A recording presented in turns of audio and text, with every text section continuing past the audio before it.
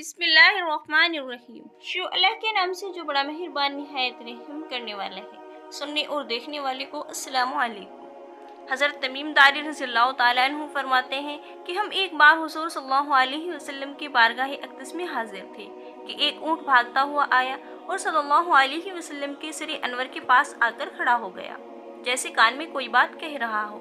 آپ صلی اللہ علیہ وسلم نے فرمایا کہ اے اونٹ سکون ہو جا، اگر تو سچا ہے تو تیرا رب تجھے فائدہ دے گا، اگر تو جھوٹا ہے تو تجھے اس جھوٹ کی سزا ملے گی۔ جو ہماری پناہ ہمیں آ جاتا ہے اللہ تعالیٰ بھی اسے امان دے دیتا ہے، اور ہمارے دامن میں پناہ لینے والے کبھی نامراد نہیں ہوتا۔ ہم نے عرض کیا رسول صلی اللہ علیہ وسلم یہ اونٹ کیا کہتا ہے؟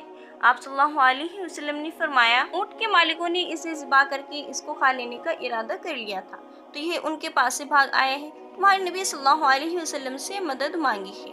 ہم سب ابھی اونٹ کے گفتگو میں مشغول تھے، اس اونٹ کے مالک بھاگتے ہوئے آئے۔ اونٹ نے ان کو آتے ہوئے دیکھا تو دوبارہ حضور صلی اللہ علیہ وسلم کے سر مبارک کے پاس کھڑا ہو گیا۔ اب آپ صلی اللہ علیہ وسلم کے پیچھے چھپنے لگا۔ ان کے مالک نے عرض کیا یا رسول اللہ صلی اللہ علیہ وسلم، ہمارا اونٹ 3 دن سے ہمارے پاس سے بھاگا ہوا ہے اور آج یہ ہے ہمیں آپ کی خدمت میں لے آیا۔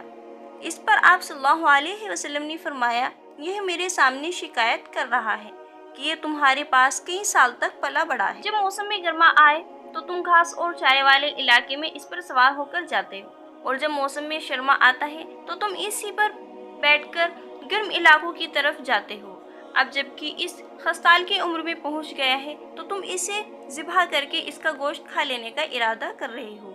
انہوں نے عرض کیا خدا کی قسم یا رسول اللہ، یہ بات بالکل اسی طرح ہے جس طرح آپ نے فرمایا۔ اس پر حضور صلی اللہ علیہ وسلم نے فرمایا ایک اچھی خدمت گزار کی اس کے مالک کی طرف سے کیا یہی سزا ہوتی ہے؟ تو وہ عرض گزار ہوئے کہ یا رسول اللہ صلی اللہ علیہ وسلم، اب ہم نہ اسے بیچیں گے اور نہ ہی اسے ذبح کریں گے۔ اس کے بعد آپ صلی اللہ علیہ وسلم نے اس اونٹ کو کچھ درہم میں خرید لیا اور فرمایا کہ اے اونٹ جا تو اللہ تعالیٰ کی رضا کی خاطر تو آزاد ہے۔ اس اونٹ نے حضور صلی اللہ علیہ وسلم کے سر مبارک کے پاس اپنا منہ لے جا کر کوئی آواز دی تو آپ صلی اللہ علیہ وسلم نے فرمایا آمین۔ اس نے پھر دعا کی، آپ صلی اللہ علیہ وسلم نے پھر فرمایا آمین۔ اس نے پھر دعا کی، آپ صلی اللہ علیہ وسلم نے پھر فرمایا آمین۔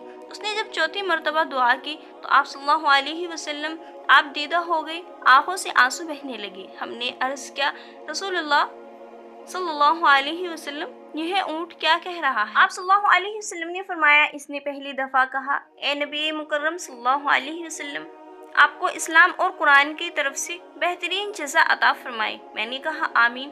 پھر اس نے کہا اللہ تعالیٰ قیامت کے دن آپ کی امت سے اسی طرح خوف کو دور فرمائے جس طرح آپ نے مجھ پر دور فرمایا ہے۔ میں نے کہا آمین۔ پھر اس نے دعا کی کہ اللہ تعالیٰ دشمنوں سے آپ کی امت کے خون کو اسی طرح محفوظ رکھے جس طرح میرا خون محفوظ فرمایا ہے۔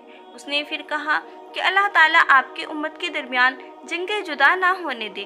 یہ سن کر رونا آ گیا کیونکہ یہی دعائیں میں نے بھی اللہ تعالیٰ سے مانگی تھی۔ پہلی 3 تو قبول فرما لی لیکن آخری دعا سے منع فرما دیا۔ جب جبرائیل علیہ السلام نے اللہ تعالیٰ کی طرف سے مجھے خبر دی کہ میری یہ امت آپس میں جنگ کر کے فنا ہوگی، جو کچھ ہونے والا ہے قلم اسے لکھ چکا ہے۔ محترم حضرت نبی کریم صلی اللہ علیہ وسلم کے حدیث مبارک میں جو لکھا ہے آج وہ بالکل سچ نظر آ رہی ہے۔ آج کے دور پر نظر تو ڈالیے تو ہم دیکھتے ہیں کہ مسلمان کس طرح ایک دوسرے کے خون کے پیاسے ہیں، ایک دوسرے کو کس طرح قتل کرنے کو تیار ہیں، فرقہ پرستی کے نام پر ایک دوسرے کے جان کے دشمن بنے ہوئے ہیں۔ جتنا نقصان مسلمان کا کیا ہے اتنا شاید کافروں نے مسلمان کا نہیں کیا۔ ہمیں چاہیے کہ ہم اللہ تعالیٰ کی رسی کو مضبوطی سے تھام لیں، فرقہ پرست کو ختم کر کے ایک امت بن جائیں اور آپس کی نفرتوں کو ختم کر دیں۔ مسلمان کا بھائی ہے، آپس میں پیار اور محبت سے رہے۔ اللہ تعالیٰ ہم سب کو سمجھنے اور نیک بننے کی توفیق عطا فرمائے، آمین۔